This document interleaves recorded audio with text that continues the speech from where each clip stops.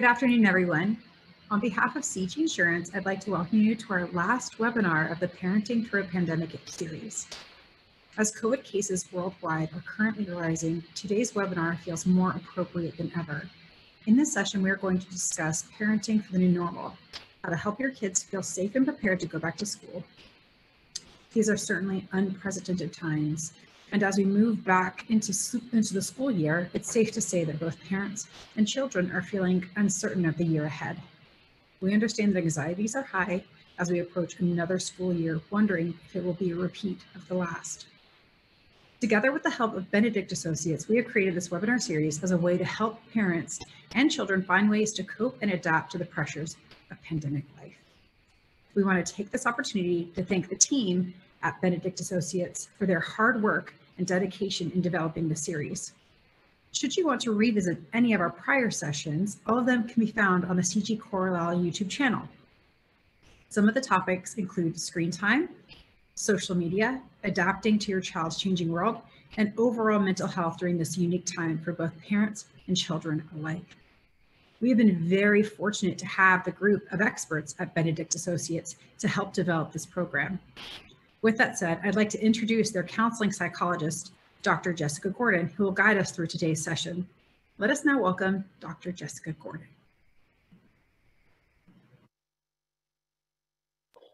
Thank you, Christina, for that lovely introduction. I'm just going to go ahead and get started now.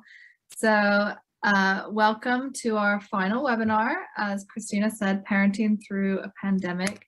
This one is all about preparing for the new normal and kind of how you can help your kids go back to school and how you can, some tips on how you can talk to them about how they might be feeling going into yet another school year where there will be restrictions. So first I'm going to talk about, preparing your kids to go back to school and how to talk to them about the worries they may have and how to build resilience to cope with the unknown. Then we'll look at the current restrictions and guidelines in schools, even though many questions still remain for the upcoming school year. And then this webinar will conclude by addressing boarding school and university-age children who may be traveling abroad this upcoming school year and all of the challenges that that may present. So, preparing for back to school. Many children have a hard time starting school, either for the first time or even just after a long summer break. But amidst the COVID pandemic, with schools shutting off and on, masks in the classroom now a requirement, and restrictions on what direction they can walk down a hallway, parents face a new challenge in sending off their children, some of whom may have liked being at home for long stretches of the school year, and others who are desperate to return to school but feel anxious about the restrictions.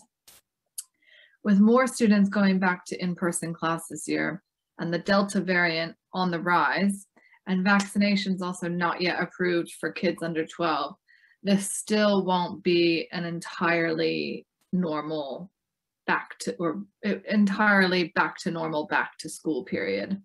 So how can you help your kids? Well, setting up a new routine can be helpful.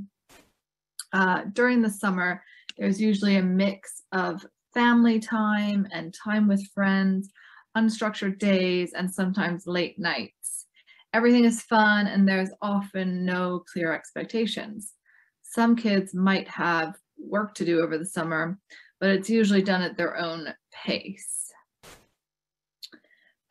So if your child is older, they might have summer jobs and are allowed to stay out later at night. But overall, the routine is relaxed. It might take a while to get adjusted back to the school routine. So simple routines such as waking up or going to bed at the same time each day let us know what to expect, which in turn helps us feel more safe and secure. The security of routines can be especially important during times of stress, such as during the pandemic. So with younger kids, it's easier and also probably more important to try and get back to the school routine before you actually have to go back to school. This doesn't have to be super strict, but doing little things like going to bed earlier each night or waking up earlier and giving some structure to your days will help the transition. It could also mean reducing the amount of TV your child is watching or implementing some healthier meals, as often in the summer when the routine gets relaxed, healthy meal prep can too. With older teenagers, this can be harder to do, but implementing a stricter curfew if they're going out at night can help, or using such incentives like like COVID could help. So like be careful when you're out, because if you catch COVID, you might have to miss the start of school. And this is especially true if they're traveling abroad and have to pass all these COVID tests. Utilize coping mechanisms and prepare your child. So talk to them before they start school and as they adjust to going. Set aside time to have a conversation and ask questions to help them along, such as, do you feel prepared? How are you feeling about going back? Asking open-ended questions rather than closed or leading questions is helpful, because you don't want to lead them to an anxious response, such as, are you feeling nervous at all? After the first day or two, you can ask how everything's going, what went on during the day, and really try to engage in their school life. So some children do better sitting quietly on their own in order to relax and feel calm, where others need the stimulation and socialization from other people in order to feel safe and calm. So there's different coping strategies that you can help your kids with, and some are active, some are relaxing, and some are social. So active coping strategies include exercise, walking, running, getting outside, dancing to some music, kicking a ball, riding a bike, playing games as a family. More relaxing coping strategies include listening to music, taking deep breaths, having a bath, sometimes having something to eat or drink. Just like adults, children can get stressed more easily if they're hungry, tired, or thirsty. So, reading a book is another relaxing activity. Sometimes just spending time outside, not being active, but just spending time outside, watching the clouds go by, reading a book outside, just getting outside can be good for the soul. And then social coping strategies would be socializing, calling friends, playing with pets, sharing your feelings with somebody you trust, seeing people when you can. So one size does not fit all, and every child is different. So your child best, draw on your strengths, and the same approach that works for one child is not necessarily going to work for another. Manage expectations. That is really important right now, and it's so important for mental health in general, but and while it's healthy and important to have fun things to look forward to, such as a holiday or an annual school event like a Christmas play or class parties, it's also important to prepare your child for the possibility that these things might end up being canceled again. It's really difficult to make plans during this pandemic, and from my talks with parents of school-age children, I understand that the schools haven't yet published what their rules and regulations will be for the upcoming school year. So there is still a lot of uncertainty, and it can be difficult to give your children the answers that they crave when no one knows what's going to happen. We can advise them based on what's happened last year, but as we know, during COVID times, things can change really quickly, and we can't always make assumptions. And of course, it's important to be age appropriate fairly self-explanatory. Your average 6-year-old does not need to know about the rising COVID rates and where we are in vaccine progress, but that kind of information may help a teenager feel better about being more COVID safe and more COVID aware. Again, you know your children best and you know how much they can handle, how much to convey. Some children feel more anxious having that information, whereas others feel more anxious not knowing all the facts. Yes, the situation is a little scary and unpredictable because it's a once in a century event, but the skills of being able to relate to your son or your daughter have not changed. So building resilience. So we talked a bit about building resilience in webinar 1, but the same applies to this going back to school as well.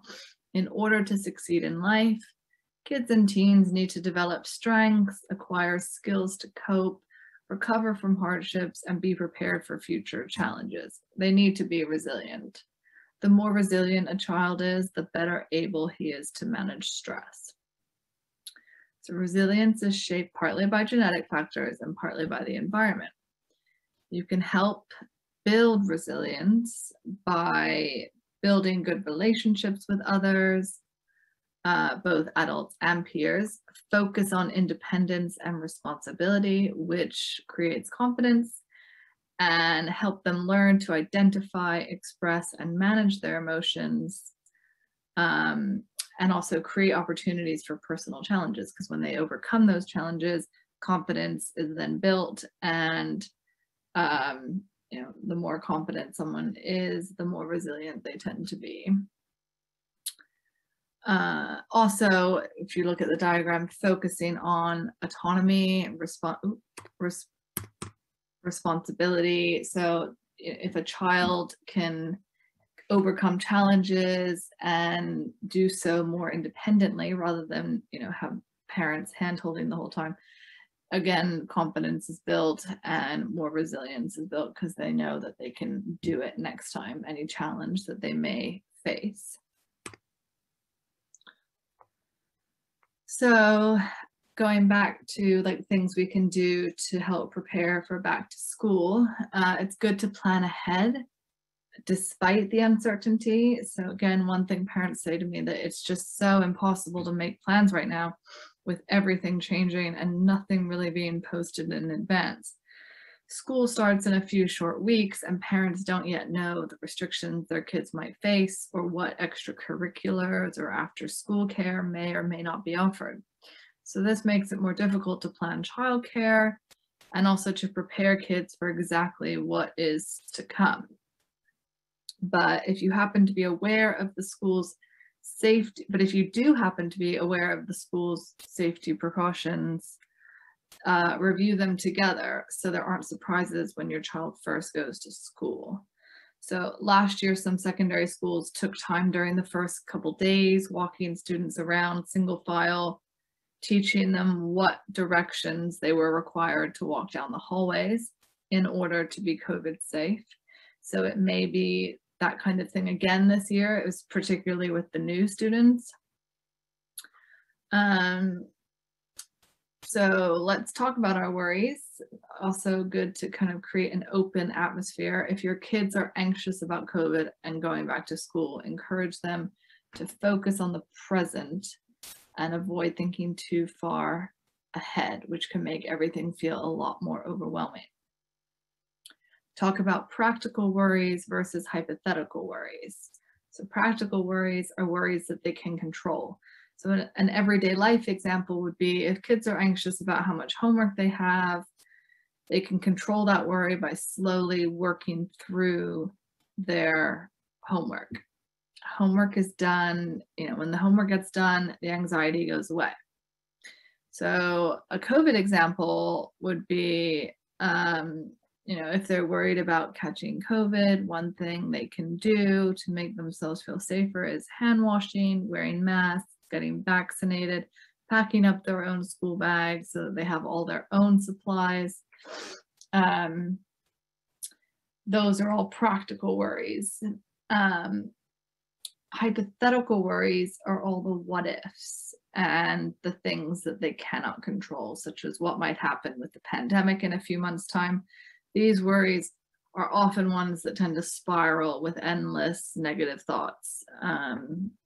And so by creating, by talking it out and creating this really open atmosphere with your kids, you might discover that the fears that you think they have are only actually your own fears, and your child is purely excited to be back to learning in the classroom, and they don't care about what rules they'll have to follow. They're just happy to be back.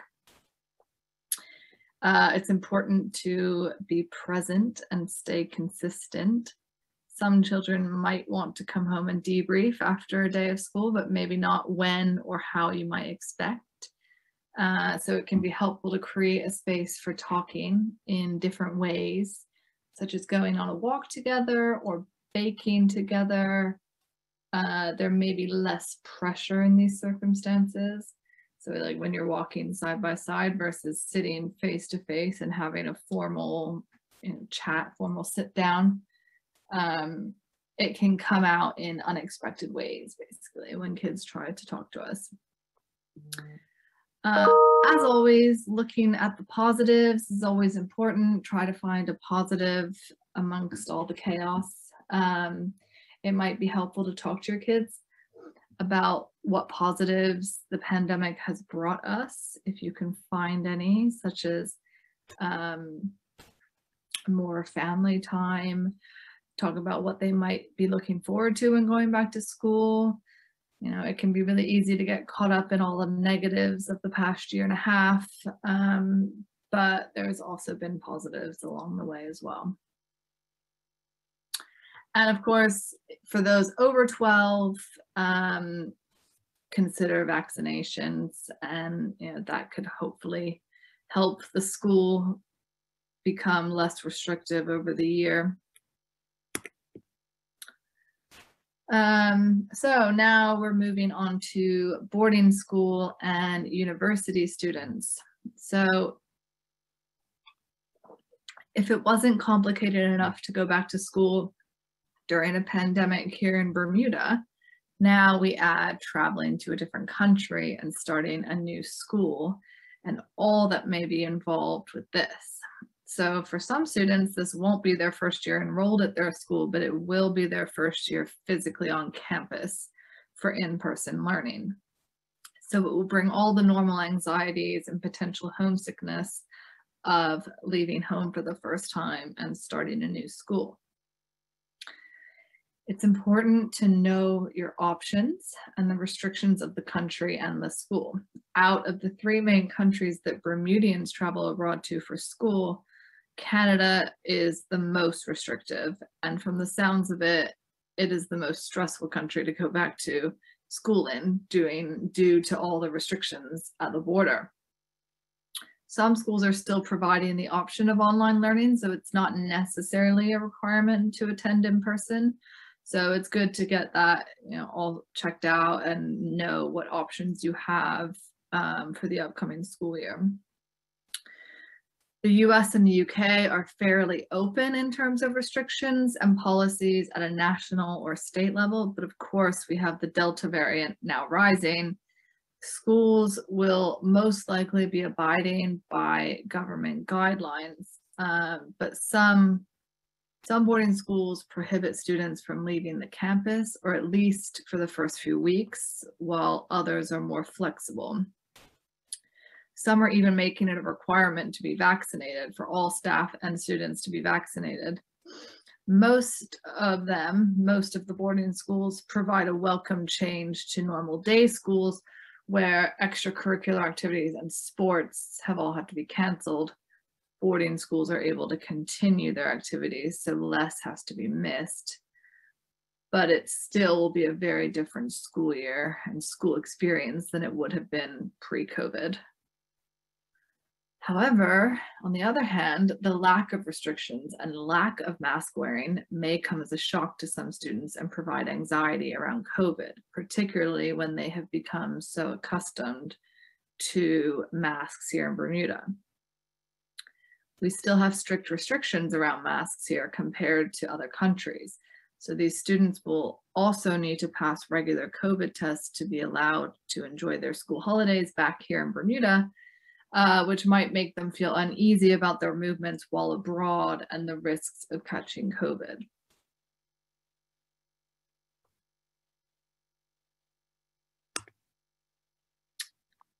Thank you. So this webinar is a little shorter than the previous ones have been, simply because there are still so many unknowns about the upcoming school year.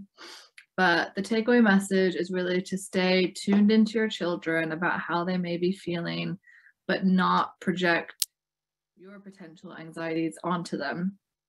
We are all learning as we go. No one teaches you how to get through a pandemic, so we're all in this together trying to figure it out.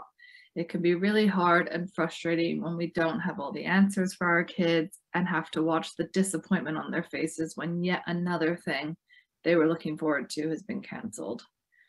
Hopefully this webinar gave you some tips on how to discuss the upcoming school year with your children so that they feel more prepared and less anxious going back to school. Thank you everyone for listening, and I hope you found it informative. We're now going to open up the Q&A for a chance to ask questions, and I'll answer them the best I can. Thank you. I hope everybody can hear me. Hi, I'm back with Jessica here, and we are, as she mentioned, we are open to the Q&As. I'm sure you had quite a few questions as we were going through Dr. Gordon's very informative session, and this would be the opportunity to go ahead and put out those specific questions that you may have, and she is happy to answer them. So I'm just going to give everybody a few minutes to go ahead and populate those questions, think about them, and put them into the Q&A chat. Or if you're having a hard time identifying where that is.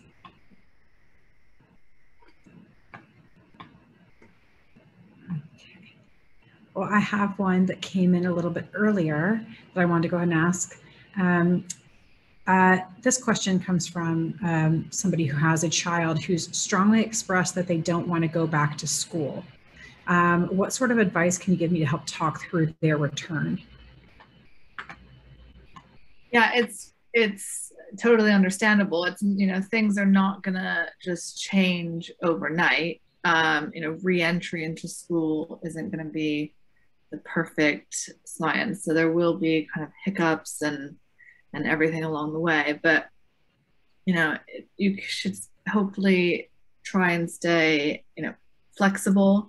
Kids need the stability during the times of change, and you know, it can be really, just like us, it's hard to go back to the level of socializing, let's say, that we were accustomed to before COVID. It's not necessarily easy to go back to school right away once you have been out. And for kids that might be bullied or are a little more socially anxious, school's not necessarily a nice place to be. So it's been much nicer to be at home. But it's important to have those talks with your kid and maybe also let the school know what's going on. And maybe do, I don't know how old the child is, did they say? No, it wasn't identified. So depending on the age, maybe you go in and meet with the teacher and explain what's going on and just kind of have a really slow re-entry if at all possible. But just, you know, understand that it's not going to happen overnight. So, yeah.